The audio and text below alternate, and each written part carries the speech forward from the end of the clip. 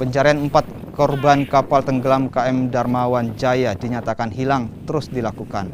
Hingga hari ketiga pencarian oleh tim Basarnas di perairan Kabupaten Kepulauan Selayar, Sulawesi Selatan belum membuahkan hasil. Pencarian menggunakan perahu karet dengan menyisir sekitar Pulau Kayuadi juga dilakukan untuk mencari korban yang kemungkinan terseret arus. Kapal kayu KM Darmawan Jaya tenggelam setelah dihantam gelombang tinggi di sekitar Pulau Kayuadi pada Senin lalu. Kapal yang memuat beras itu bertolak dari Kabupaten Sinjai tujuan Nusa Tenggara Timur.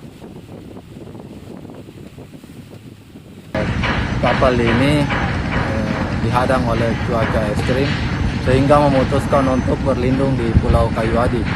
Namun naas belum sampai di Pulau Kayuadi, kapal ini dihantam oleh gelombang tinggi sehingga kapal tersebut tenggelam. Dan Senin satu korban atas nama Ardian Jaya diselamatkan oleh KM Samudra Pasifik 1 dan langsung dievakuasi ke Takabonerate.